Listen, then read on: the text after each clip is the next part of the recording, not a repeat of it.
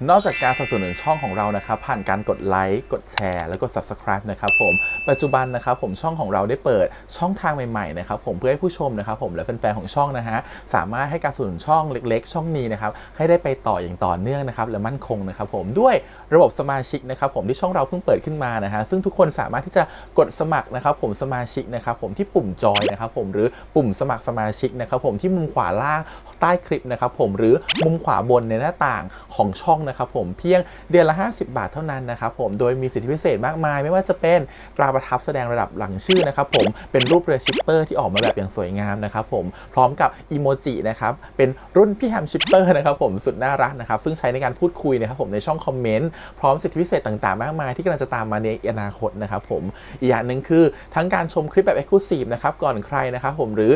โอกาสที่จะได้ทำกิจกรรมต่างๆร่วมกันในอนาคตนะครับผมก็สำหรับสมาชิกเท่านั้นนะครับผมที่เก็บสิทธิ์นี้เอาไว้ให้กับทุกๆท่านนะครับแต่หากระบบสมาชิกยังไม่หนำใจนะครับผมเรายังมีช่องทางอื่นให้สนับสนุนกันนะครับผมไม่ว่าจะเป็นระบบซุปเปอร์แตงนะครับผมซึ่งหากผู้ชมเนี่ยเจอสัญลักษณ์นะครับรูปหัวใจนะครับผมที่มีดอลลาร์ไซน์นะครับผมหรือสัญลักษณ์รูปเงินดอลลาร์อยู่เนี่ยข้างใต้คลิปใดคลิปหนึ่งเนี่ยสามารถที่จะคลิกนะครับผมเพื่อโดเนทนะครับผมแทนคำขอบคุณนะฮะเพื่อเป็นการสนับสนุนช่องได้นะครับหรือจะเป็นการโดเนทนะครับผ่านบัญชีธนาคารนะครับผมซึ่งได้ใส่รายละเอียดเอาไว้แล้วนะครับข้างใต้คลิปนี้นะครับผมเอาไว้ที่คำบรรยายใต้คลิปนอกจากนั้นนะครับผมเรายังได้เปิด Line Open Chat นะครับซึ่งชื่อว่า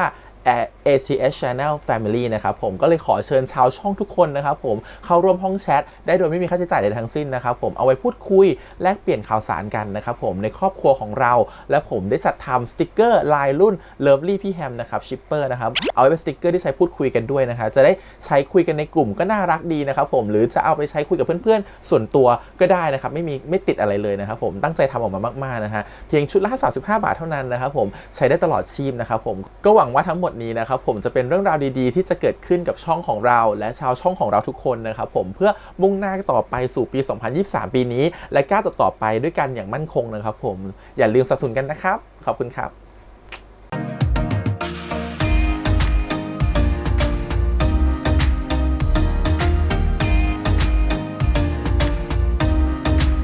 สวัสดีครับยินดีต้อนรับเข้าสู่ช่อง ATS Channel นะครับกับพบกันทางการ reaction นะผมวันนี้อยู่กับพี่แฮมนะครับกับการ reaction ซีรีส์เรื่อง The X Morning นะครับผมหรือเพราะแฟนเก่าเปลี่ยนแปลงบ่อย EP ที่2อ่ะเธอ EP แล้วเขาเซอร์ไพรส์เราด้วยกับรอยจูบไปเรียบร้อยเนาะว่าอะไรเนี่ยผิดแผกไปจากความเป็นคริสสิงโตที่เรารู้จักจูบตั้งแต่ EP แรกเขาจะน้อยหน้ารุ่นน้องไม่ได้เดี๋ยวเราดู EP 2สิว่าเรื่องราวจะเป็นยังไงความสัมพันธ์ทั้ง2คนนะครับผมแต่ก่อนเลยขอบคุณก่อนทาง GMTV ที่อนุญาตทำ reaction ได้นะครับไปดูกันเลยครับผมกับเพราะแฟนเก่าเปลี่ยนแปลงบ่อยครับ The X Morning ครับผม EP ที่2ไปเลยเชี่ยนี่อยู่ในรายการกูไม่ทำภาพที่มึงสารกาแฟแสงไอเต้มันแพร่ไปทั่วแล้วคนก็สาบส่งมึงทั่วประเทศมึงต้องทำรายการใหม่เดี๋ยวครูจะให้มึงเจอกับโปรดิวเซอร์ที่ทำรายการใหม่ให้มึงถ้าผมต้องทำงานกับมันนะผมลาออกดีกว่าได้ข่าวว่าสปอนจะฟ้องมึงหลัก10 ล้านเลยรถสปอร์ตกับคอนโดมึงเนี่ยน่าจะขายออกมาสู้คดีได้ผมตัดสินใจแล้วครับพี่ยงผมยอมทำงานกับมันก็ได้แต่กูมีเงื่อนไขคุยแต่เรื่องงานเท่านั้นอันนี้คือสมัยอาจารย์สวัสดีครับ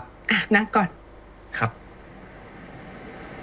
คลาสวันก่อนที่เธอขาดไปน่ะอาจารย์ให้จับคู่ทำคลิปรายงานข่าว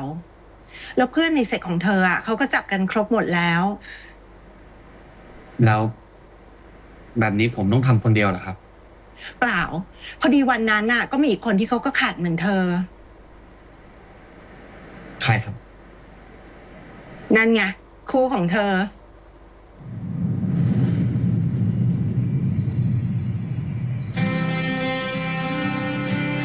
อยู่คณะเดียวกันเนี่ยก็น่าจะพอรู้จักกันอยู่นะดังนั้นปะอ๋อคือรู้จักกันยังไม่ได้เป็นแฟนกันตอนนั้นโดนจับกลุ่มเฉยๆเหตุการณ์มันคล้ายๆกันเป็นไงนายมีไอเดียยัง เรียกนายเลยเหรอวะไม่ต้องสุภาพก็ได้มั้งสุภาพไปสุภาพอะไรนายแค่นี้โอ้กูว่านะกูอยากทำข่าวภาคสนามอ่ะอยากลงไปสัมภาษณ์เกี่ยวกับประเด็นที่นักศึกษากำลังสนใจอะไรเงี้ยดีนะอย่างเช่นวิพากษ์หลักสูตรการศึกษา วิพากษ์เกี่ยวกับ ผีในตึกเรียนเนี่ยกูได้ข่าวมานะเว้ยเรือนใครในมอเนี่ยผีแม่งโคตรดุคนต้องสนใจเลย ไม่ได้ดิ แบบนั้นมันคนอวดผีเกินไป เอาแบบนี้ดีกว่า เราเรียกนักศึกษามาสัมภาษณ์ในสตูดิโอ อืม คุยกันเรื่องระบบเชิงลึกของปัญหาของการศึกษา หลายโคตรเนิร์ดเลยเงาของมึงมันซีเรียสไป ก็เราเป็นนักข่าว มันก็ต้องซีเรียส มันต้องจริงจัง ของมึงอ่ะมันบันเทิงไป ทำข่าวบันเทิงก็ได้ คนกำลังอยากรู้เลยสรุปมีผีจริงหรือเปล่า ตัวหนังสือระบบการศึกษาเชิงลึก พูดมา3 คำก็หลับแล้วเธอเห็นผียัง ไม่เคย เห็นปะเราก็ต้องไปเจาะ ผีผ้าห่ม ลึกเลยว่า อาจจะเคยเห็น มีจริงหรือเปล่า ไปก่อนแล้วกัน ไป ไปไหน กินข้าวหิวแล้ว กินไปคิดไปแล้วกัน ไป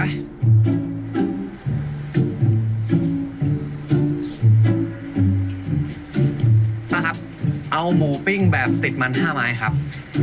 เคยกินหรือเปล่าร้านเนี้ยบอกเลย อร่อยสัส แต่กูกินแบบไม่ติดมันนะ พวกติดมันเนี่ยกินเข้าไปได้ยังไงไม่รู้ เลี่ยนชิบหาย ถ้าโถมึงจะไปรู้เรื่องอะไรวะ เอาแบบไม่มีมันมันก็มีแต่แบบเนื้อแห้งๆดีวะ เอามันดีกว่าเยอะ แบบไม่ติดมันดิ อร่อยกว่าตั้งเยอะดีต่อสุขภาพด้วย เอามันดีกว่า แบบไม่มัน เอามันดีกว่า เอาไม่มันดีกว่า เอามัน เอาไม่มัน เอามันดีกว่า ไม่มัน เอามันดีกว่า ไม่มันดีกว่าเอาของกู ของกูดีกว่าอยู่แล้ว ข อะ องมึงดียังไง แล้วของมึงดียังไงวะ มันข้อมูลจริงจังเกินไป ของกูมันข้อมูลเชิงลึกอะ เคยตีกันแบบไหนก็ตีกันแบบนั้น เฮ้ย เดี๋ยว อะไรของพวกมึงเนี่ย พวกผมจะมาเสนอไอเดียเกี่ยวกับรายการใหม่นี่แหละพี่ คือผมอยากสัมภาษณ์เกี่ยวกับประเด็นที่สังคมกำลังสนใจ โดยการลงพื้นที่ไปสัมภาษณ์ชาวบ้าน ดี แล้วดีเทลเป็นไง ไม่มีอะไรเลยพี่ มันก็แค่ลงไปสัมภาษณ์ชาวบ้านเหมือนทุกช่องเขาทำกัน แล้วผมถามหน่อยว่าอยากสัมภาษณ์เกษตรกรเกี่ยวกับปัญหาสิ่งแวดล้อมในสตูน่าสนใจไหมพี่ฟังแค่เนี้ยไม่มีอะไรยังทำเลยพี่ ประเด็นผมมันชัดเจนกว่าเยอะเลย ชัดกว่าแล้วยังไงวะพี่ผมถามหน่อย คืออยากจะสัมภาษณ์หยุดพวกมึงไปตกลงกันให้เรียบร้อยนะ แล้วค่อยมาบอกกูโอเคไหมแต่พี่ยงไม่เชื่อผมของมันโคตรน่าเบื่อเลยไม่ต้องพูดกูให้เวลาพวกมึง1 อาทิตย์นะมึงไปเคลียร์กันให้เรียบร้อยถ้าไม่ได้มึงแยกย้ายไปซะ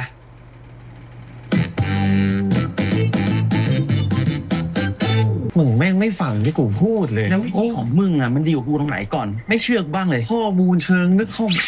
อะไรอะแก้วก็มีตั้งหลายใบจะมาแยก เอามาเลยนะ เชื่อกูบ้าง เป็นคนยังไงวะเนี่ย แล้วกูบอกแล้วไงว่าแม่งไม่เวิร์กทำไมไม่ตกลงกันให้ดีก่อนวะ แล้วค่อยไปคุยกับพี่เขาอะ ก็ยืนเถียงอยู่ด้วยกัน ไอพี่มึงอย่าดื้อได้ปะ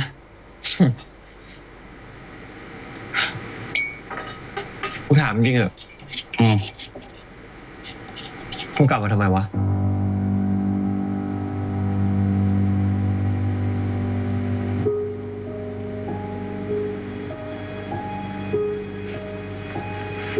กูกลับมาทำงานของกูดิ ถามอะไรแปลก สำนักข่าวอื่นก็มีตั้งเยอะตั้งแยะ มึงต้องการอะไรกันแน่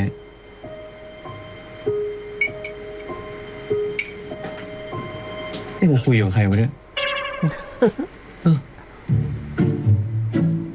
ๆมึงจะอยากรู้เรื่องของกูไปทำไม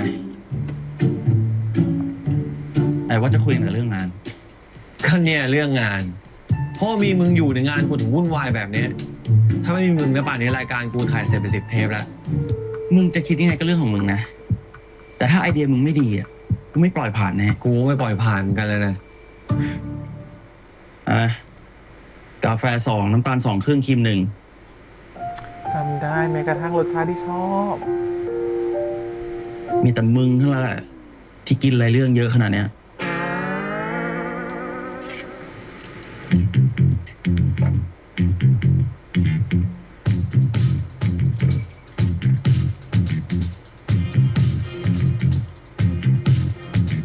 ไม่งอทำเอง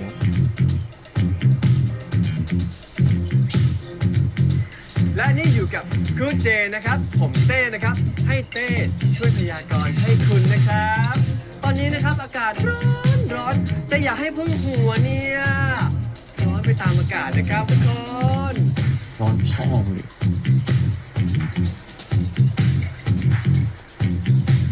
โอ้ร้อน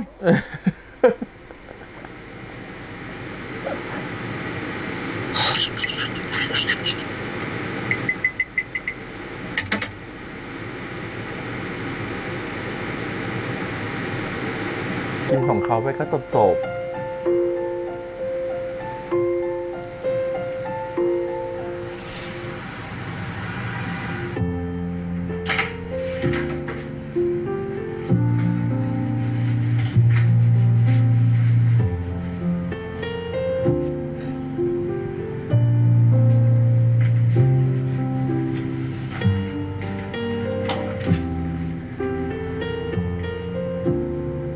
อย่าบอกนะว่าเสื้อคู่ โอ๊ยตาย โอ๊ยตาย โอ้ยเสื้อที่โดนจับถอด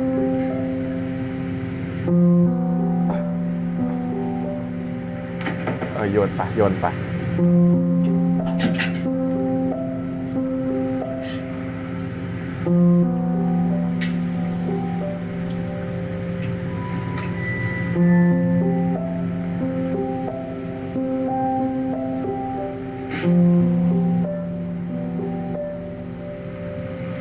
เลิกเขาก็ไม่ทิ้งเสื้อด้วยนะ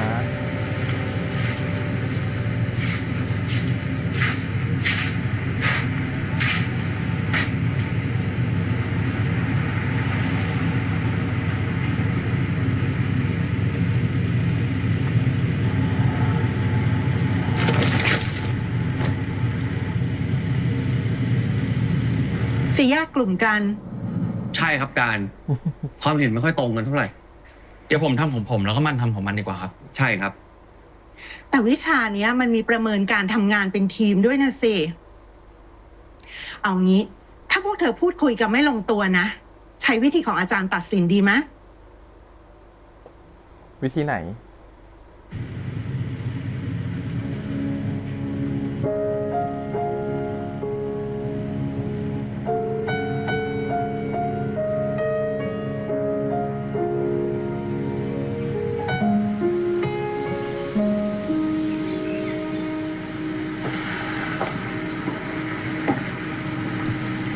มีอะไร เมืองไทย ร้อนมาก คุณจะคุยเรื่องงาน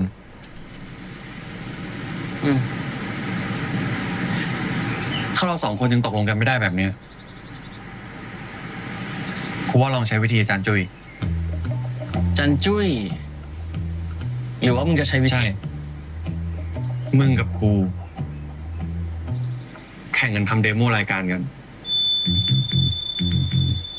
ก็แฟร์ดี ถ้างั้นถ้าพี่ยงเลือกของใคร ก็ทำของคนนั้น อีกอย่าง ถ้าใครแพ้ จะต้องยอมทำตามที่คนชนะสั่งทุกอย่าง อุ้ยสั่งแบบใด สั่งเรื่องงานหรือสั่งเรื่องอื่น เดี๋ยวตกเดี๋ยวตกโอ๊ยเรื่องนี้โพลมันสลับตลอดเวลา ฉันงงมาก อะไร กลัวกูเหรอ ดูแลภาพลักษณ์ให้มันดีๆหน่อยสิครับคุณนักข่าว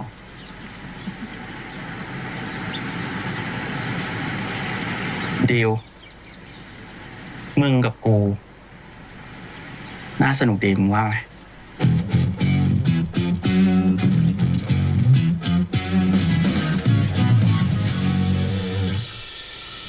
โอเค ทันเวลาพอดี เผื่อไม่ทันเพราะใครอ่ะ อย่าบ่นมากนะ ก็กลัวรถไปซ่อมแล้วยังไงมึงก็ผ่านทางเดียวกับกูอยู่ดีอ่ะ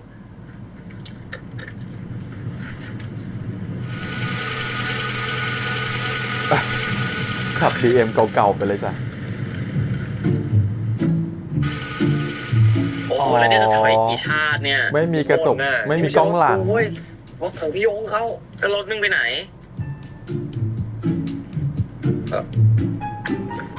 ซ่อมอยู่อ่ะ โกหกไม่เนียน ขายกินไปแล้วดิ ใครกินอะไร บอกแล้วไงไม่คุยเรื่องส่วนตัว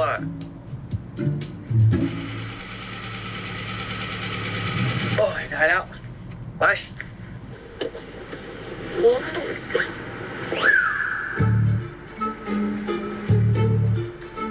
สวยไหมมีคนจำได้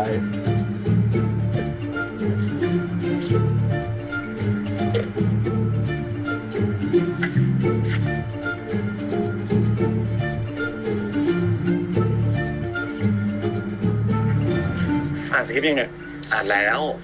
ว่าเพิ่มประเด็นเรื่องทุนนิยมเข้าไปหน่อยดีกว่า ดีกว่าถามเรื่องขายดีขายไม่ดีเฉยๆอะ ถามไม่เฉยว่าอ่านหรือยัง ไม่ได้ขอความเห็น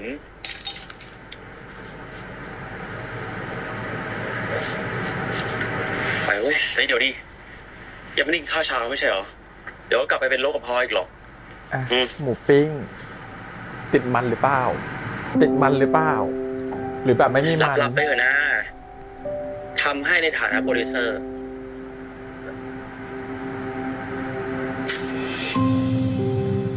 มีมันแค่2 ไม้นะหาให้ได้แค่นั้นนะ เดี๋ยวนี้ไม่กินติดมันแล้วอ่ะ โอ้ย มันไม่เฮลตี้ โอ้ย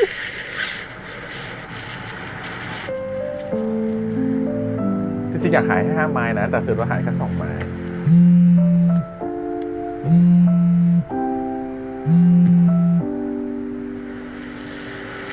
ว่าไงโจโอเค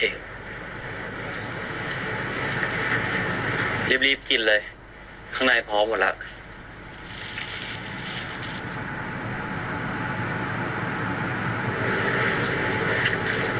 รีบกินแล้วรีบตามเข้ามา รอพี่ดิกลัว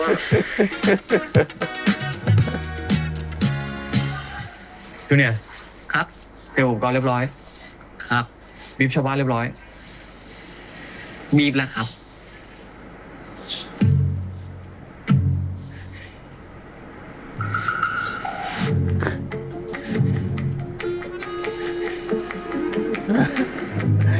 จากคนดังอะเนาะ นี่มึงแน่ใจนะว่ามึงบีบดีแล้วอะ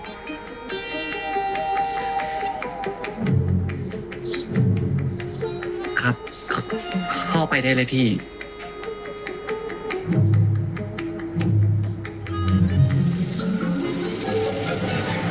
เพราะฉะนั้นครับเดี๋ยวเราลองมาถามความรู้สึกของแม่ค้ากันดีกว่าครับ ว่าตอนนี้เขารู้สึกอย่างไรบ้างนะครับ ตอนนี้ขายของเป็นยังไงบ้างครับ จะมาทำคนสัมภาษณ์แล้วล่ะ คนจะขายของยืนขวางหน้าร้านอยู่ได้ ไปอุ๊ยไปสิลูกค้าจะหนีหมดแล้ว เอ้า ยังไม่ไปอีกไปแล้ว ที่ร้านของคุณพี่ขายอะไรนะครับ กระสือ แล้วตอนนี้เนี่ยปัญหาเศรษฐกิจทำให้ข้าวของราคาแพงขึ้นไหมครับ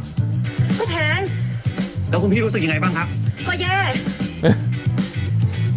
เรารู้สึกอยากได้รับการช่วยเหลือยังไงบ้างครับ ก็ทำให้เศรษฐกิจมันดีขึ้น วันนี้ขายของเป็นยังไงบ้างครับ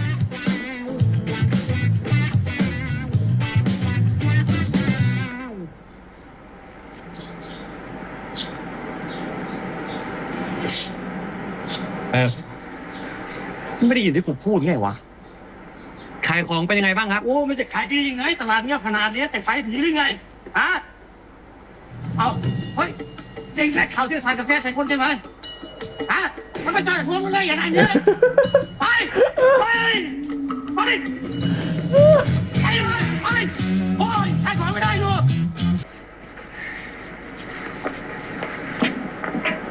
นี่มึงบีมชาวบ้านยังไงวะ บีบแล้วครับพี่ แล้วมึงได้บอกเขาไหมว่ากูกำลังมาช่วยเหลือเขาเรื่องตลาดซบเซาเนี่ย อ้าวต้องบอกด้วยเหรอพี่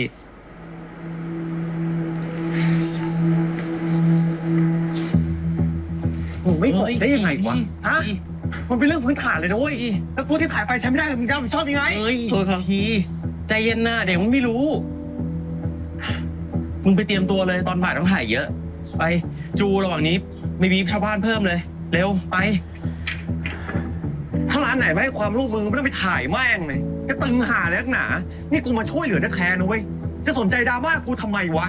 ไม่สนใจชีวิตตัวเองหน่อยวะกูไม่แปลกใจเลยทำไมชีวิตแม่งถึงมีอยู่แค่เนี้ยอะไรนี่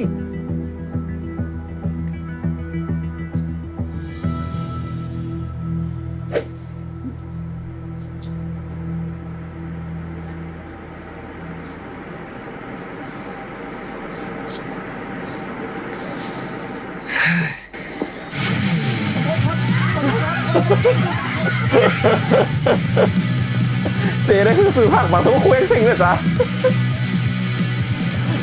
โอ้ย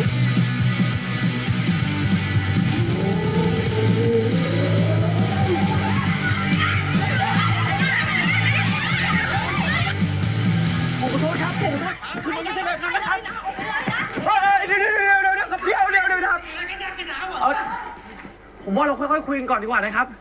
อุตส่าห์คิดว่าจะเป็นคนดีกว่านี้นะ ที่ไหนได้อะสันดานเสียจริงด้วย มันไม่ใช่แบบนั้นนะครับ คือชีวิตพวกกูอยู่แค่นี้แล้วไงไอ้นักข่าวชื่อกุ้ยเฮ้ยเฮ้ยเฮ้ย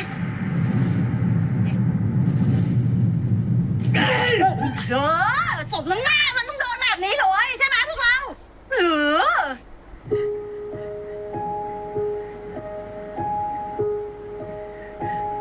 ใจเย็นนะครับใจเย็นนะครับทุกคนขอโทษครับ ขอโทษทุกคนนะครับ ขอโทษครับ คือผมเป็นโปรดิวเซอร์ของรายการครับ นักข่าวผมถ้าพูดจาไม่ดีไปขอโทษด้วยนะครับผมขอโทษด้วยจริงๆนะครับ ผมจะระวังให้มากกว่านี้ครับ คือมันเป็นลมพิษนะครับ พอหงุดหงิดแล้วมันก็เลยพูดไม่คิดผมขอโทษด้วยนะครับขอโทษจริงๆครับขอโทษครับ สร้างแต่อารมณ์เฮ้ยครับ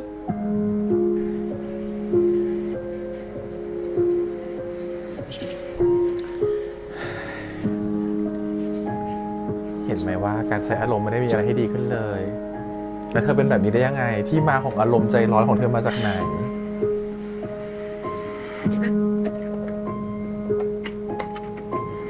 โอ้ย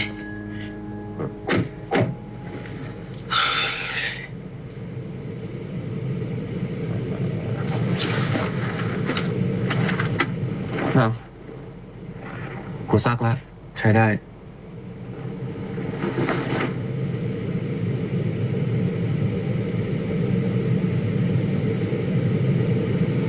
โอ้ยเนี่ย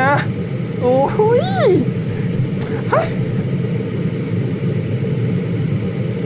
มันจะเมคโดนัลหรือมันจะ KFC กูโอเคมึงใช้เถอะ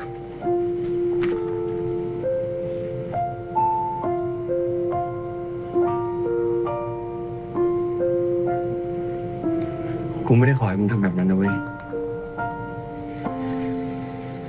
กูไม่ได้ว่าอะไรนี่กูก็แค่ทำตามหน้าที่โปรดิวเซอร์เนี่ย คนเราสามารถตกหลุมรักคนเก่าได้อีกรอบหนึงหรือเปล่า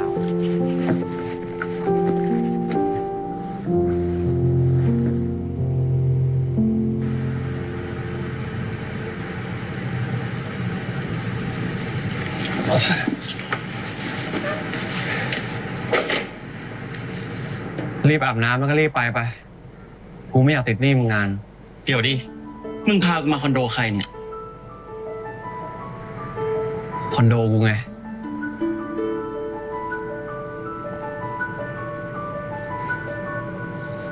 ยังไม่มาอีกแล้ว เขาตัวลอยได้ขึ้นห้องแล้วเขาใจมันลอยไปแล้วเพราะมันได้ขึ้นห้อง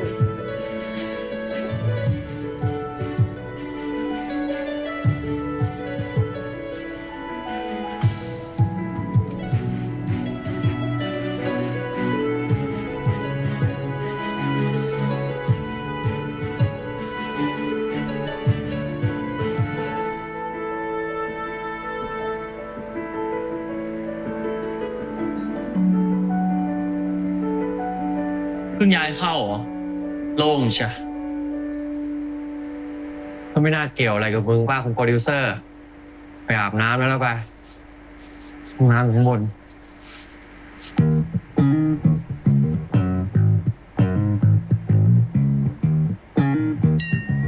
อุ้ยตายแคร์เลย ไม่ได้แคร์ว่าเป็นบ้านใครเลย โทษทีวะกูชินกับการอาบน้ำแล้วยังไม่ใส่เสื้อผ้า ไม่ถือเนาะ ไม่ถือหรอกแค่ยั่ว ถือทำไม ถืออะไร คิดอะไรมากวะ ก็ดี กูคงคิดไปเองอ่ะพอดีว่าเห็นหูมึงแดงวะ ๆอุ้ย หูแดงอะไร กูดูหูแดงทำไม คนเขินแล้วหูแดงมันมึงนู่น อันนี้ก็แดงจริง ตัวแดงด้วย นานไหมเนี่ยก็ไหนเสื้อกูล่ะ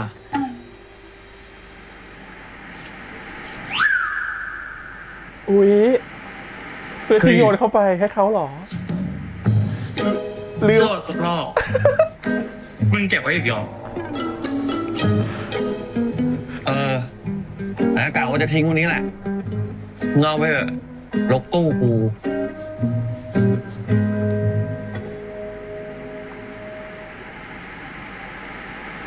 อย่าไปจับเขาถอดอีกเหมือนกับอดีตละกัน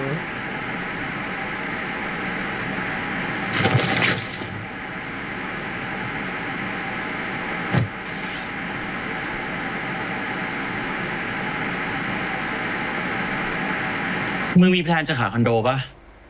ราคาน่าจะดีนะเว้ย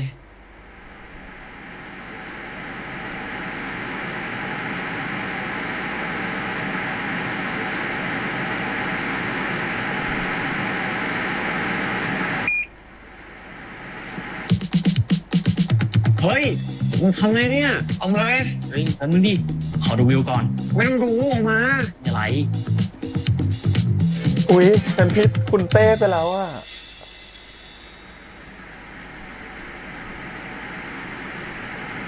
อะไรอย่ามาโน กูซื้อห้องนี้เพราะกูชอบของกู ไม่ได้เกี่ยวอะไรกับมึง กูยังไม่ทันพูดอะไรเลย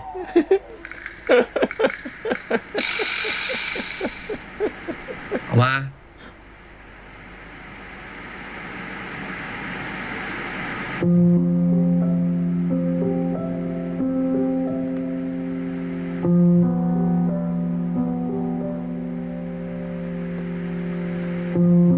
งั้นกูกลับก่อนแล้วกัน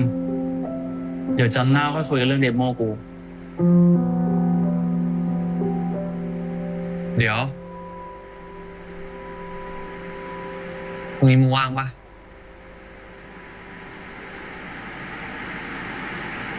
กูอยากให้มึงทำเดโมรายการมึงเลยอะ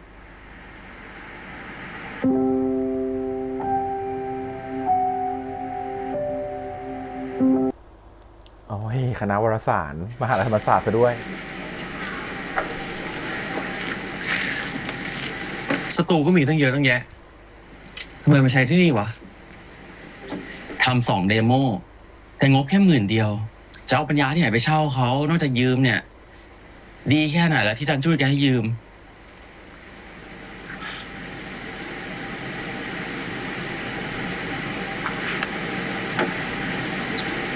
ยังเหมือนเดิมเลย EP นี้อีดิทเสียงซาวแปลกๆเนาะ มันจะเหมือนมีเสียงฝนเสียงซ่าอยู่ตลอดเวลา หรือพี่แฮม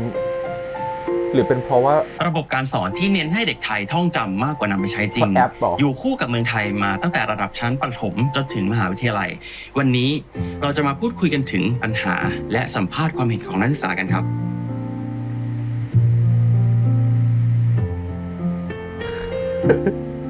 พี่อ่ะก่อนอื่นแนะนำตัวเลยครับ สวัสดีครับ ผมชื่อนายภูเบศรของห้องฟ้า อยู่คณะศิลปศาสตร์ และนี่คือเสียงของหนึ่งในเกษตรกรครับที่ได้รับผลกระทบโดยตรงเลยครับ วันนี้ขอขอบคุณครับคุณกรพรหมครับ และดร.ปรัชญาที่มาถกเถียงกันในวันนี้นะครับขอบคุณครับคุณผู้ชมครับ วันนี้เวลาหมดลงแล้วครับ ไว้พบกันใหม่ สวัสดีครับ ครับเพอร์เฟก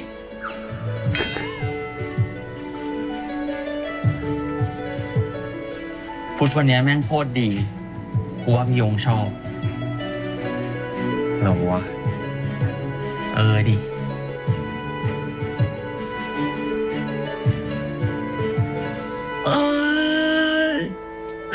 อีกครึ่งชั่วโมงก็เสร็จแล้ว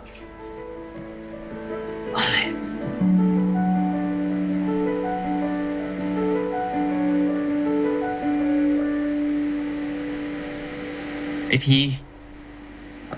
มาดูนี่ อะไร หน้ามาเถอะนะ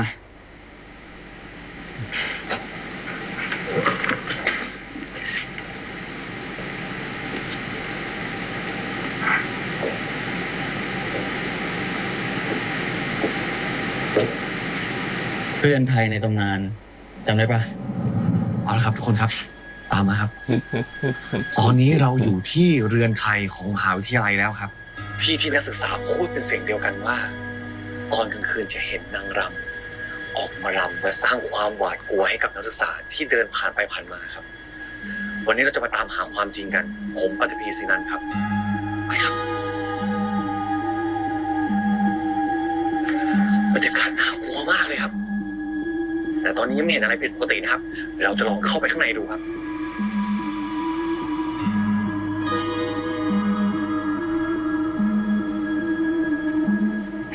เฮ้ย อะไรกระถางต้นไม้โอ้ยกลัวนี่หว่าไปอ๋อ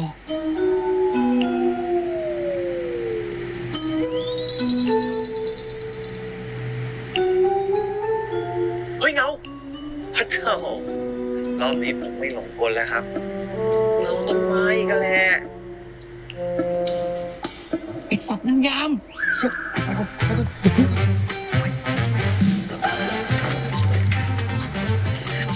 เขาเห็นปะวะ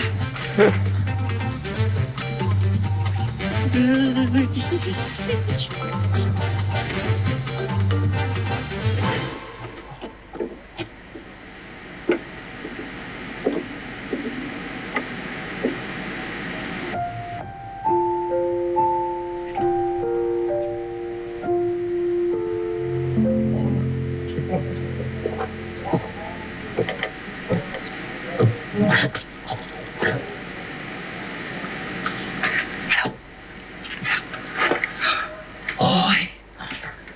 เกือบไปแล้วไม่ละมึง อุ้ย เฮ้ยใครรับอยู่วะมีคนรับอยู่โอ้จริงๆนั่นไงนั่นไงนั่นไง เขามาลองแก้บนหรือเปล่า ไม่รู้ไอ้นี่เผลออะไรจิตปรุงแต่งงานน่ะ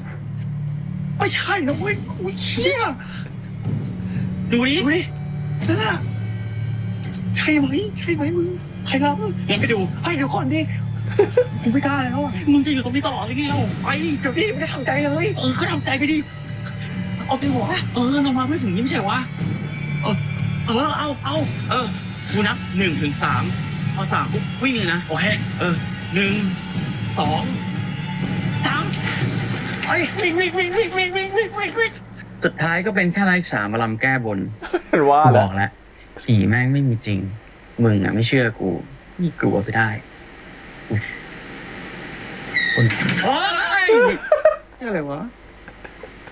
นี่ประตูเสียอีกแล้วเหรอเนี่ย อ้าว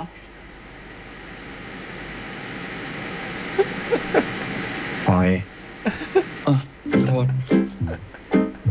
ท่าทางพวกเธอเนี่ยยังสนิทกันดีเหมือนเดิมเลยนะ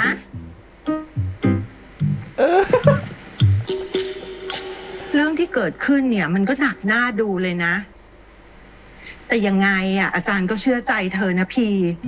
อาจารย์อ่ะคอยบอกรุ่นน้องที่คณะอยู่ตลอดว่าเธอไม่ใช่คนแบบนั้น โอ้โหการไม่ใช่คนแบบนั้น แต่เยอะกว่านั้นครับอาจารย์หยอก นี่อาจารย์ยังเก็บไฟล์อ่ะที่เธอส่งอาจารย์ไว้อยู่เลย อยากได้ไหม โอ้โหอาจารย์ทิ้งมันไปบ้างก็ได้ ทิ้งได้ไงนี่ผลงานของลูกศิษย์ผู้โด่งดัง เขินเลยครับ อาจารย์นะยังคิดอยู่เสมอว่าที่พวกเธอได้ดิบได้ดีแบบเนี้ยก็เพราะพวกเธอช่วยกันเติมเต็มสิ่งที่ขาด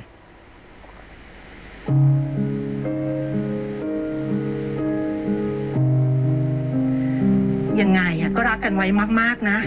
อย่าแยกกันไปไหน อุ้ยอาจารย์ นี่จะเป็นสาววายปะเนี่ยนี่คือแบบตัวมัมเลย อันนี้เป็นแบบว่ามัมหมี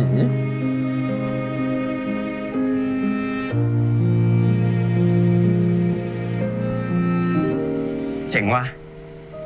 อาจารย์แกให้คลิปที่เราเคยทำส่งกลับมาด้วยอ่ะโคตรคิดถึงเลยวะมึงจะเอาป่ะถ้าจะเอาเป็นอะไรปะเนี่ยไม่เอาอ่ะมึงเก็บไปเถอะหรอ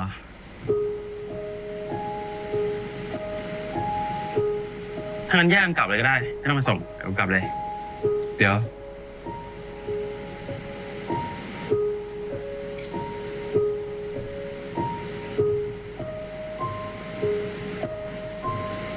มึงยังจำที่เราตกลงกันได้ใช่ปะ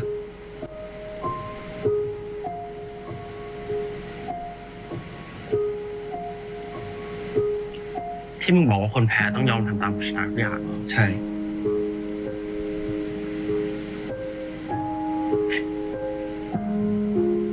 มึงซีเรียสขนาดนั้นเลยเหรอ ถ้ามึงแพ้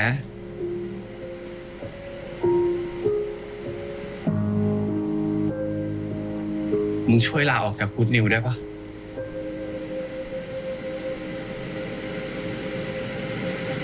เพราะถ้าเดโมกูผ่านนั่นหมายความว่ากูทำรายการเองได้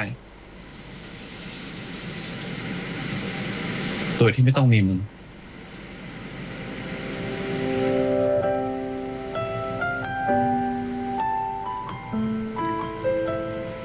อืม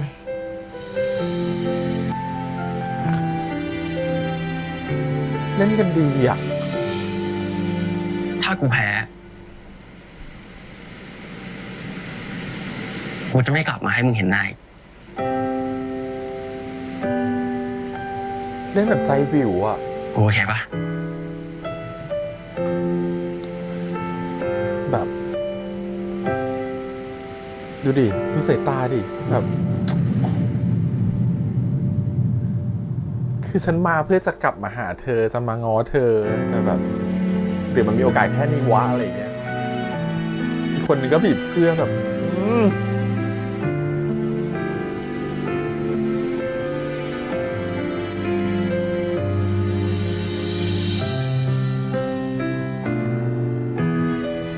คืออีกคนมองว่าเลิกก็เลิกไปแล้วจะมายุ่งกันทำไม แม้ใจจะอยากจะหากันอีกที แต่ก็รู้สึกว่าไม่ฉันตัดสินใจแล้ว รอยร้าวนี้มันสมานยาก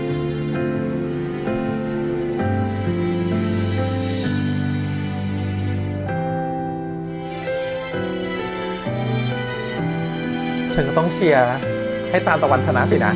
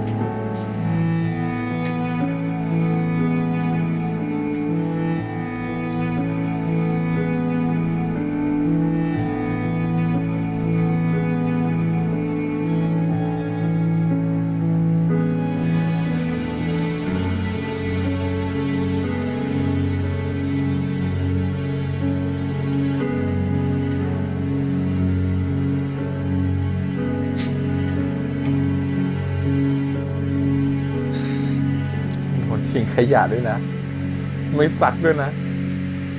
จริงๆเดโมของพวกมึงสองคนนี่ ดีคนละแบบว่ะ แล้วแบบนี้ พี่จะเลือกใครครับ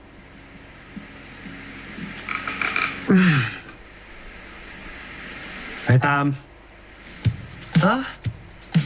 รายการของมึงนี่ข้อมูลแน่นจริงๆนะแต่ว่า ไม่หนุก การนำเสนอไม่โคตรน่าเบื่อเลยว่ะ นั่งลงเนี่ยมึงก็เห็นนี่ไอรายการข่าวสมัยนี้เนี่ยมันแทบจะกึ่งกลายเป็นละครไปหมดแล้วใช่ไหมคนดูน่ะเขาอยากได้ความจริงที่มันบันเทิงกว่านี้เว้ยส่วนไอพี ครับ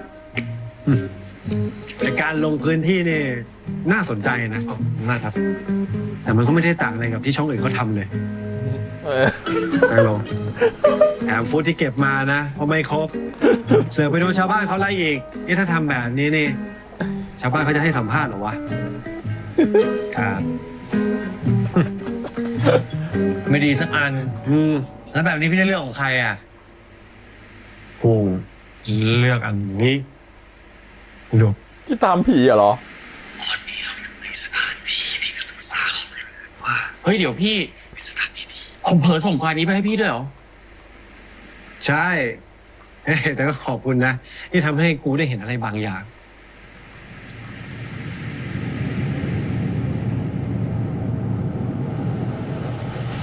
ตอนนี้เราอยู่ในสถานที่ที่นักศึกษาเขาลือกันว่า เป็นสถานที่ที่ผีเฮี้ยนมากครับ มีคนบอกกันว่าคนงานเสียชีวิตที่นี่ครับ เขาว่ากันว่าในตอนกลางคืน จะเห็นเงาวิญญาณเดินไปเดินมาครับ เพราะฉะนั้นวันนี้ครับ ผมปัตภีสินันจะมาพิสูจน์ความจริงให้เห็นว่า ที่นี่มีวิญญาณจริงหรือไม่ครับไปครับไป เฮ้ย อะไรทำไมเอาอะไร ไม่รู้ ไปทางไหน ไม่รู้ ไปดูทำอะไรทำไม หรือแนวตามล่าความจริงจะเป็นสิ่งที่ถนัดของสองคนนี้ เพราะว่าตอนนี้ชนะรางวัลมาก็เป็นอะไรแบบ จะวิ่ นี้ งเข้าไปในห้องนี้ครับ ไม่แน่เหมือนกันนะครับ อาจจะเป็นเงาของคนงานก่อสร้างที่เสียชีวิตก็ได้ครับเฮ้ยเอามันเปิดอยู่ในห้องนี้แน่ๆครับ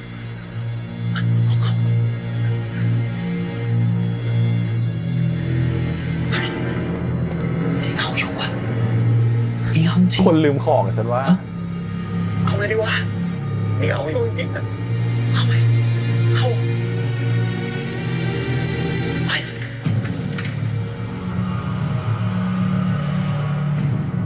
เฮ้ยนี่เอานะ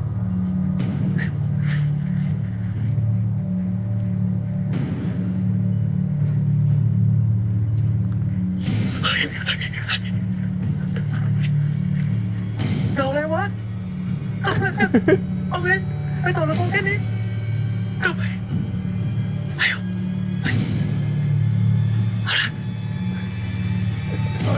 ถ้าเราจะล่าผิดเราไปติดต่อบ้านหลอดออนเซลนะฮะ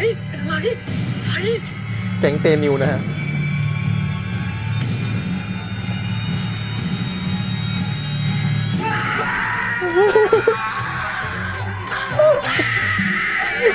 แปลว่าเงาที่เราเห็นตอนดึกทุกคืนเนี่ยไม่ใช่ผี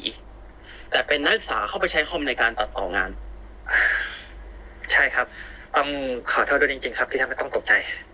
พอจะบอกได้ไหมครับว่าทำไมถึงต้องทำแบบนั้น พอดีพวกผมเนี่ยไม่มีคอมทำงานครับ พอจะใช้เนี่ยคิวจองก็เต็มตลอด แปลว่าจำนวนคอม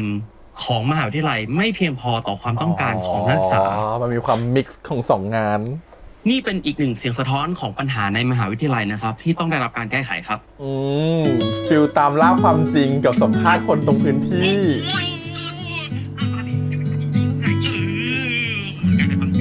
คอมบิเนชันที่ลงตัว จากคลิปเนี่ยทำให้กูเห็นว่าพวกมึงสองคนเนี่ยมึงมีดีกันคนละแบบว่ะ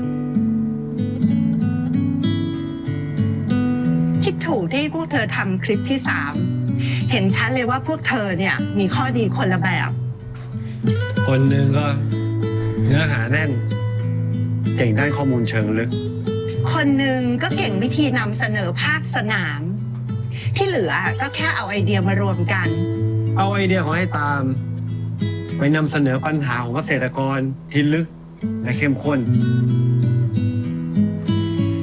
ส่วนวิธีการนำเสนอ ก็ใช้แบบAPครับ ลงสนาม เข้าพื้นที่คุยกับชาวบ้าน เพียงเท่านี้พวกเธอก็จะได้ผลงานที่สมบูรณ์แบบ พวกเธอคิดอย่างนั้นไหม นี่ไงรายการรูปแบบใหม่ของพวกมึงทั้งสองคน ผมว่าคงไม่ทำให้กูผิดหวังนะ สิ่งที่อาจารย์เคยสอนไว้มันแบบได้ใช้ อาจารย์เป็นหม่อมหมีตัวจริง ครับ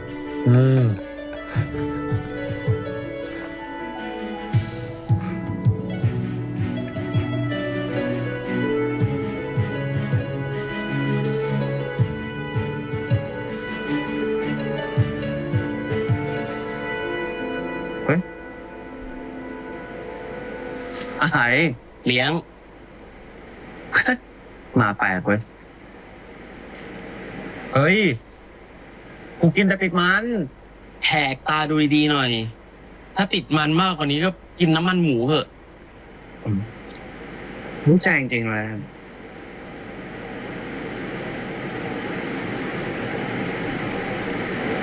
รวมทีมกันปะ ฮะพูดอะไร มาร่วมทีมกันไหม กระโถเพราะว่ามันมาแปลกจะซื้อตัวกูด้วยหมูเป้งอะไร ได้ปะล่ะ ไม่อะ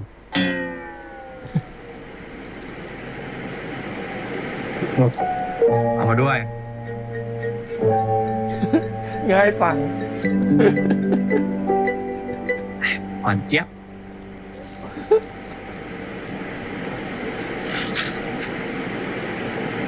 ก็ดีนะ แต่กูกำลังจะหาพาร์ทเนอร์ทำคลิปส่งประกวดพอดี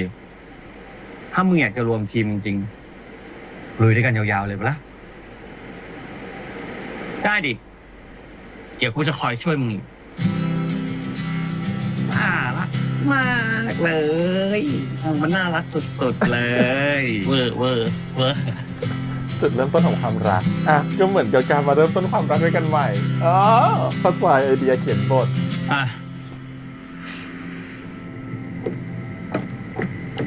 แบบติดมันหมดอ่ะ กูก็เลยซื้อแบบไม่ติดมันมาแทน แต่กูได้ยินว่ามึงกินแบบไม่ติดมันแล้วนี่ ป้อนเลยไหมป้อนเลยไหม อืม จะงอนขนาดเนี้ย กูจะกินไม่กิน เล่นตัวมาก ไม่กินกูกิน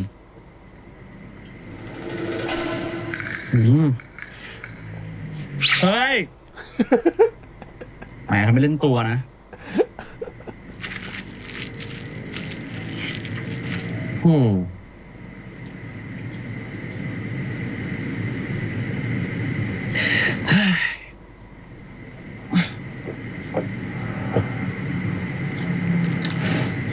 กูถามจริงเหอะมึงกลับมาทำไมวะ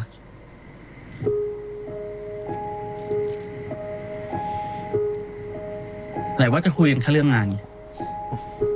ก็เนี่ยเรื่องงาน ถ้ากูจะต้องทำงานกับมึงไปยาวๆนะ กูว่ากูต้องรู้อ่ะ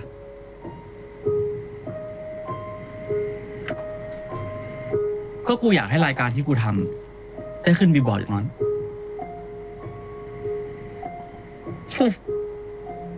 มึงเนี่ยนะอยากขึ้นบิลบอร์ด เออ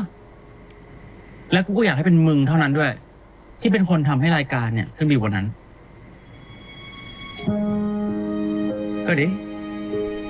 มึงกับกูมีเป้าหมายเดียวกัน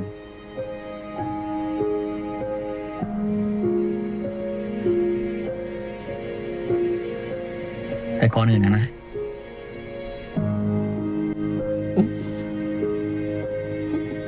โอ้ยชอบจังมันสลับโพลกันตลอดเวลา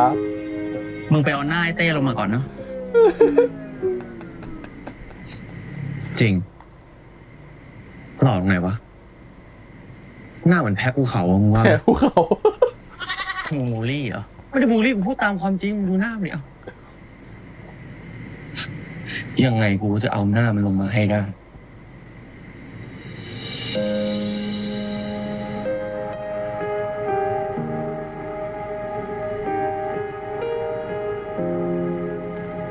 ชอบเวลาเขาตั้งใจใช่ไหมล่ะ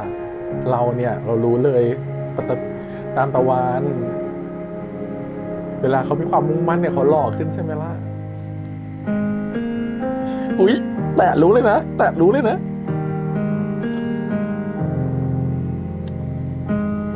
ยังไว้ยังไว้แหวนมีความคล้ายกันด้วยนะ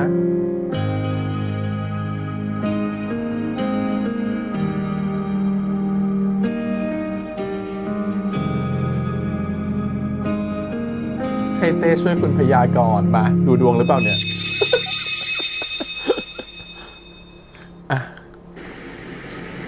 ขอบคุณนะเว้ยตามตะวัน โห ถ้าจะเรียกเต็มยศขนาดเนี้ยไม่เรียกชื่อพ่อด้วยเลยนะ สุรเดช ชาวลิต สมศักดิ์ สมชา ตาย ม ไม่ใช่ชื่อพ่อ ชื่อเล่นกูอะตาม ไม่เอาอ่ะ กูเรียกมึงตะวันดีกว่า ซ้ำนะตะวันเนี่ย เออ แล้วแต่เลยเรียกอะไรก็ได้ ทนกันหน่อยดีกว่าแดการร่วมทีมของเราไอ้โช โอ้ย อุ๊ย กระเด็น โทษที เวลาแป๊บนึง เฮ้ยเดี๋ยว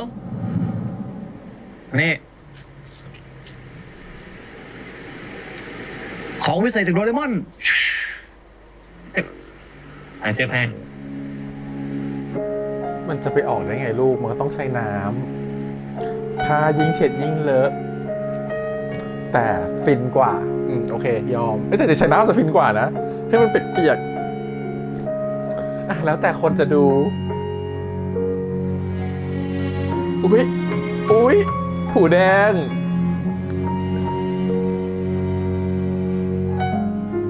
แสดงว่าหูแดงทั้งคู่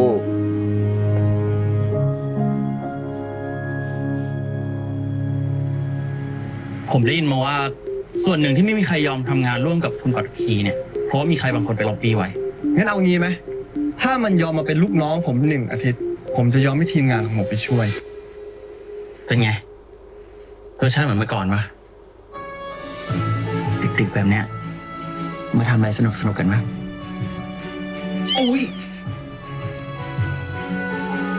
เขามีปล่อยเพลงใหม่ของสิงโตด้วยนะครับ ชื่อเพลงว่าความเจ็บที่รักนะครับพอไปฟังกันได้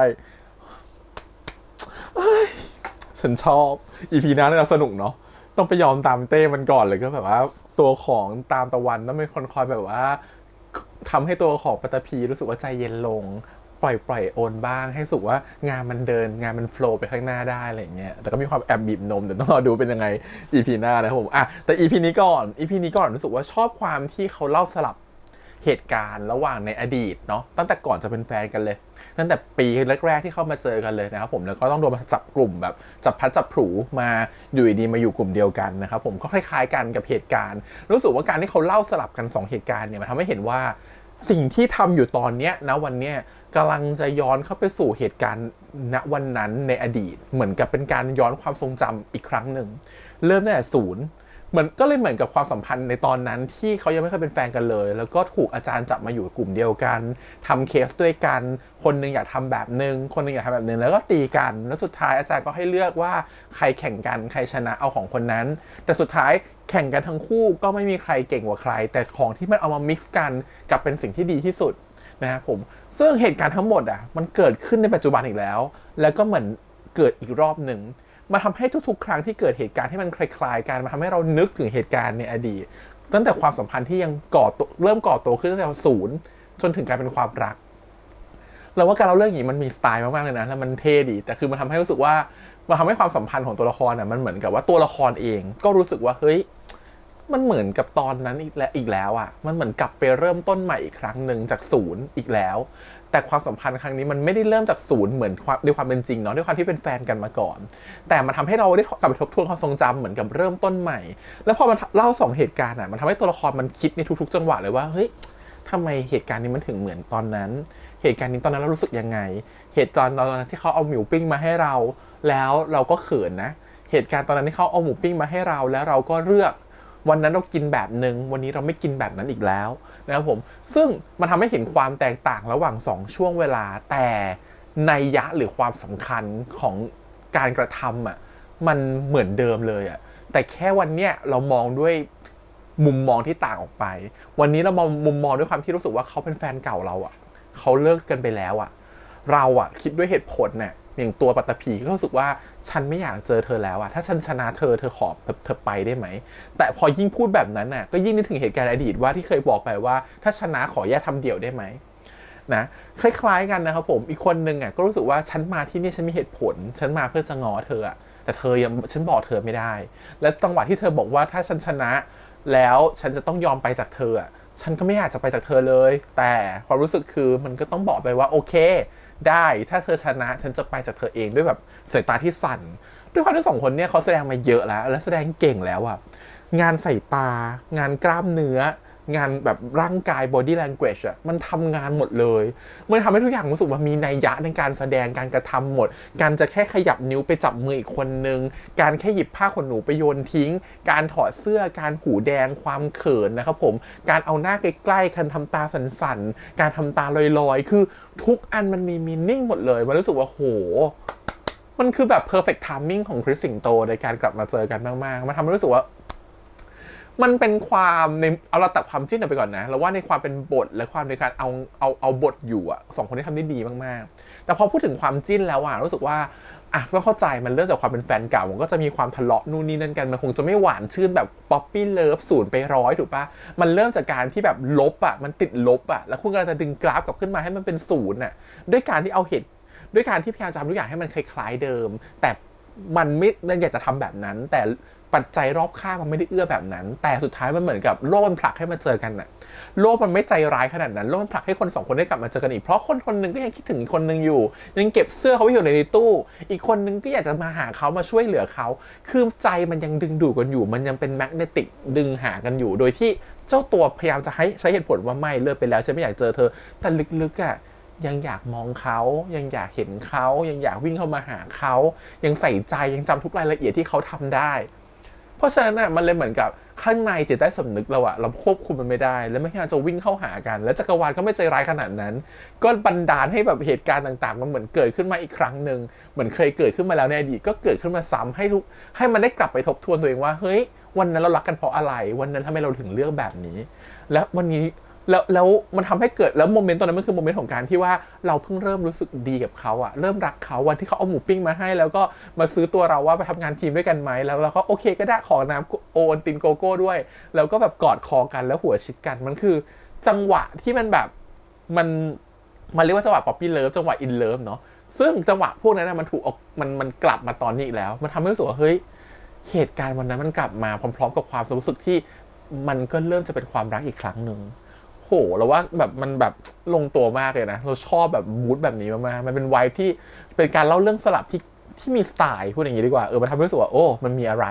แล้วยังมีตัวเชื่อมอย่างคุณมัมหมี่ต้องขอบคุณอาจารย์จุ้ยคือแบบโอ้โหเป็นมัมหมี่มากมัมหมี่แบบจับมือกันไว้นะ2 คนเธอต้องไปด้วยกัน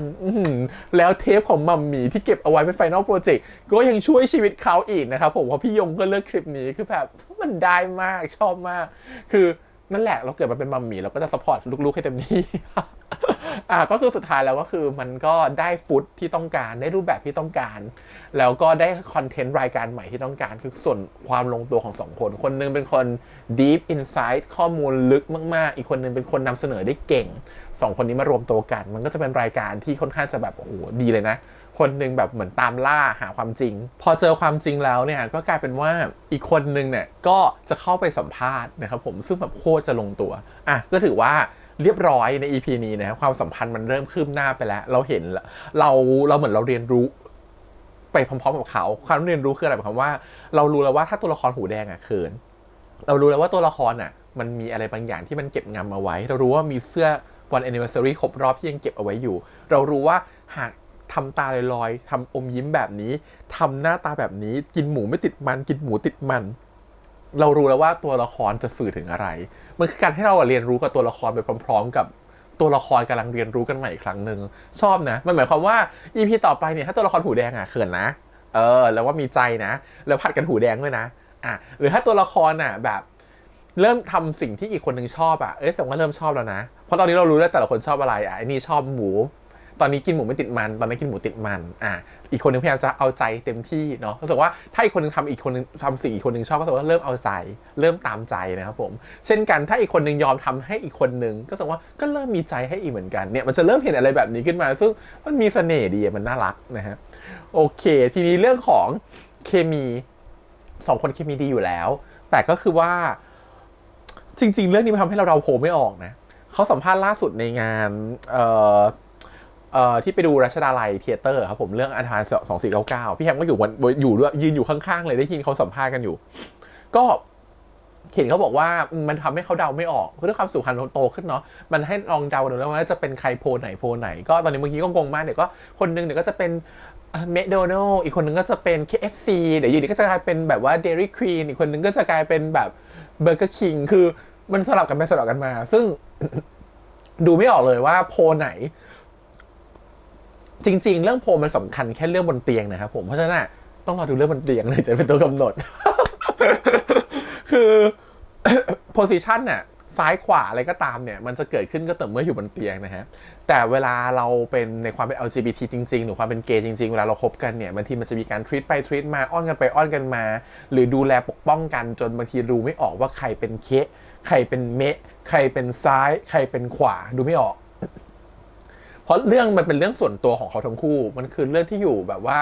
เรื่องเป็นแบบ เวลามีเซ็กซ์กันถึงจะโพลชัดเจนขึ้นนะแต่เขาเป็น2โพลเลยก็แสดงว่ามีเซ็กซ์กันก็สลับกันได้ก็ไม่รู้เหมือนกันว่าเป็นแบบไหนแต่เราว่าเรื่องนี้มันมีเสน่ห์ที่ว่าคล้ายๆกับให้คุณเดาโพลคุณจะเป็นคริสสิงโตหรือคุณจะเป็นสิงโตคริสฉันไม่ทำร้ายความรู้สึกใครทั้งนั้นคุณคิดให้เต็มที่เพราะฉันไปได้คุณได้หมดแล้วมันจะเป็นฟีลแบบนั้นแต่มันจะจูบกันทุก EP ไม่ได้นะ EP ที่แล้วก็จูบกันแม้จะเป็นอดีตก็ตาม EP นี้ก็นึกถึงตอนจูบกันอีกละคือถ้าเราดูตัวละครอย่างเงี้ยตัวละครอย่างปัตตภีเนี่ยคิดถึงอดีตบ่อยนะมันทำให้เห็นว่าปัตตภีไม่ได้ลืมเลยแต่เหตุผลทั้งหมดอะร่างตอนเนี้ยมันบอกว่าไม่ควรกลับไปคบกันอีกแล้วร่างกายมันบอกว่ามันเจ็บนะมันบีบเสื้อตัวเองนะมันแบบรู้สึกแบบมันไม่ใช่นะไม่อยากจะบอกไม่อยากจะไล่เขาไปเลยจริงๆแล้วอะแต่มันต้องไล่เพราะรู้สึกว่าความรู้สึกตอนเนี้ยมันรอยร้าวในใจเขามันยังไม่หายไปแล้วเขารู้สึกว่าการที่คุณมาอยู่ใกล้ๆฉันนะมันยิ่งเหมือนไปเขี่ยรอยร้าวตรงนั้นขึ้นมาและถ้าวันใดวันหนึ่งคุณหนีฉันไปอีกล่ะ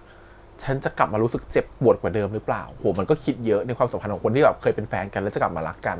นมันไม่ง่ายดังนั้นเขาก็เลยคิดว่าไปแบบนี้ดีกว่าคือไล่เธอไปถ้าอยู่อย่างนี้ต่อไปอ่ะใจฉันจะไม่ไหวอะสิเธอไปดีกว่าใครเดียวกันอีกคนนึงก็ต้องมาแบบฉันจะมาหาเธอถูกปะจะมาขอคืนดีกับเธอแต่จะเข้าแบบตรงคืนดีมันก็จะแปลกว่ามันไม่รู้เหตุผลคืออะไรเพราะว่าวันที่คุณไปก็ไม่ได้บอกเหตุผลเขามันก็ต้องมาเรียบเคียงทำเหมือนกับมาช่วยเธอนะแต่จริงๆแล้วก็คืออยากจะกลับมารักเธอแหละอยากจะกลับมาจับมือเธออยากจะกลับมาทำอะไรมากกว่านั้นทุกอย่างยังอยู่ในหัวมันเลยจำได้ทุกอย่างเหมือนกันต่างคนจำเรื่องราวทุกอย่างแต่แค่ฉันมาเพื่อขอคืนดีด้วยแบบวิธีของฉันส่วนเธอไม่อยากให้เขากลับมาอีกแล้วฉันอยากจะอยู่ของฉันเธออย่ามายุ่งโหมันรอยร้าวมันยังหาจุดลงตัวไม่ได้เดี๋ยวต้องค่อยดูว่ามันจะมีจุดไหนที่ความรู้สึกคือมันเริ่มกลับมาเป็นความรู้สึกแบบรักกันอีกครั้งหนึ่งเรื่องนี้ว่าคือการที่คนเป็นแฟนเก่าต้องกลับมารักกันใหม่เธอจะรักกับแฟนเก่าได้หรือเปล่ามันรักได้แหละแต่มันต้องรู้เหตุผลก่อนว่าวันนั้นที่เลิกกันเพราะอะไรแล้วมันจะไม่เกิดเหตุการณ์แบบนั้นอีกอันนี้คือเหตุผลสำคัญนะครับผมที่คนเป็นแฟนเก่ามันจะกลับมาคบกันได้ถ้ามันไม่เรื่องชู้สาวมันกลับมาคบกันได้อยู่แล้วแต่มันต้องรู้ว่าวันนั้นมันผิดพลาดอะไรแล้วเรากลับมาเจอกันวันเนี้ยไอ้ข้อผิดพลาดเหล่านั้นมันจะแก้ได้ไหมแต่ถ้ามันแก้ไม่ได้มันก็จะเป็นปัญหาเดิมๆงั้นก็ไม่ต้องกลับมาคบกันใหม่ดีกว่าเพราะอันนี้ก็เป็นสิ่งที่เป็นพาร์ทที่แบบมันถูกแฝงไว้อยู่มันดูจริงจังแต่มันยังไม่ถูกเล่าออกมามันเลยจะมีความครึมแต่ก็ชอบที่เขาสามารถใส่ความเขินเข้ามาให้เราได้ตลอดเวลานะคือเพราะตัวละครมันรักกันไงมันก็จะมีความเขินกันอยู่แล้วโดยปกติเวลาเขาแบบว่าเล่นแบบว่างอนกันหรือเล่นแบบว่าตัวกลมแบบแก้มป่องอย่างเงี้ยมันจะมีความเขินอยู่แล้วอันนี้คือสิ่งที่แบบตัวละครแล้วก็นักแสดงทำออกมาได้ดีแล้วก็น่ารักนะครับผมรอดูแล้วกันครับว่าเรื่องราวต่อไปใน EP หน้าจะเป็นยังไงนะครับเพราะว่าตอนนี้รู้สึกว่าเรื่องราวมันไต่ระดับและความสัมพันธ์ของตัวละครมันเริ่มแบบเห็นชัดเจนเห็นเลิฟไลน์ที่จะกลับมาเจอกันใหม่ได้ชัดเจนมากยิ่งขึ้นอะไรเงี้ยแล้วก็อีกเรื่องนึงคืออารมณ์โกรธนะครับผมที่เป็นคนแบบใจร้อนเนี่ย EP เนี่ยชอบที่มันแบบว่าตัวของปัตตภีถูกแบบปกป้องโดยตามตะวันตอนที่โดนสาดน้ำมามันทำให้ปัตตภีมีความสะอึกนิดนึงแล้วก็รู้ว่าเฮ้ยสิ่งตัวเองทำมันน่าจะมีจุดผิดพลาดอะไรบางอย่างความใจร้อนของเราความโผงผางของเรามันกำลังทำร้ายคนที่เรารักหรือทำร้ายตัวเราอยู่จากการที่เราพูดไม่คิดพูดแล้วใช้อารมณ์จับคอเสื้อเข้ามาแล้วว่า EP หน้าค่ะจะเป็นตัวที่สอนเขาได้ดีขึ้นไปอีกเพราะไม่มีใครอยากทำงานกับเขารวมถึงการที่เต้ก็ไปล็อบบี้คนอื่นไปด้วยห้ามทำงานกับตัวของปัตตภีเพราะฉะนั้นเขาจะเริ่มเห็นว่าทำไมคนถึงต้องเกลียดเขาไม่มีประโยชน์หนึ่งใน EP นี้บอกว่าจะดราม่าอะไรจะเกลียดอะไรฉันนักหนาว่าแค่สาดกาแฟก็ปล่อยเป็นเรื่องของฉันไปสิแต่นี่ฉันจะมาช่วยพวกเธอนะเว้ยทำไมถึงไม่คิดบ้างทำไมถึงไม่ให้ข้อมูลกันทำไมถึงไม่แชร์กันแบบก็ว่าแล้วทำไมถึงแบบยังจนกันอยู่แบบนี้มันจะเป็นประโยคคล้ายๆแบบนั้นนะฮะผมเวลาเราจะช่วยเหลือใครสิ่งที่เราจะช่วยเหลือเขาเราต้องแบบมองภาพในมุมบวกก่อนและ2คือเราจะช่วยเหลือเขาถ้า3วินาทีช่วยเหลือเขาไม่ได้ไม่ต้องช่วยหมายความว่าอะไรหมายความว่านับ1 2 3แล้วเราเตือนหรือเราบอกสิ่งไหนแล้วเขาทำไม่ได้ไม่ต้องช่วยงั้นถ้าอยากจะช่วยเขาแบบที่เกิน3วินาทีขึ้นไปมันคือการช่วยในระยะยาวการช่วยตีแผ่ปัญหาการช่วยอะไรที่เขาไม่สามารถที่จะยื่นมือหรือทำด้วยตัวเองได้มันต้องค่อยๆพูดเพราะมันเป็นความช่วยที่เขาไม่ต้องการและเขาไม่รู้ตัวว่าเขาต้องการหรือเปล่าเพราะฉะนั้นการที่เรายื่นมือเข้าไปช่วยเราต้องดึงปัญหาเขาขึ้นมาให้เราให้ไปกินใจเขาก่อนอันนี้พี่แอมไม่จำเป็นเหมือนต้องพูดเรื่องต้องไปทำข่าวนะแต่แบบว่าเราจะไปช่วยใครสักคนหนึ่งเราจะเตือนเขาเราจะบอกเขาให้เขาได้คิดการที่คุณไปบอกเขาเช่นถ้าคุณไปเตือนเขาว่า เธออ้วนแล้วนะไม่ต้องพูด3 วิแก้ความอ้วนไม่ได้นะครับผมหรือถ้าเธอบอกว่าเธอเชือกรองเท้าหลุด3 วิแก้ได้บอกเขาทำด้วยตัวเองได้เพราะฉะนั้นไอ้3 วิอ่ะมันแก้ไม่ได้อ่ะแสดงว่าเป็นปัญหาใหญ่มันเป็นปัญหาที่มันเป็นมานานแล้วมันเป็นปัญหาที่คุณไม่สามารถที่จะเตือนเขาและให้เขาทำด้วยตัวเขาเองได้ในตอนนี้เพราะฉะนั้นมันคือการที่คุณต้องให้เขาพูดปัญหาของเขาออกมาคุณต้องเข้าไปนั่งในใจเขาก่อนคุณถึงจะบอกสิ่งเหล่านั้นได้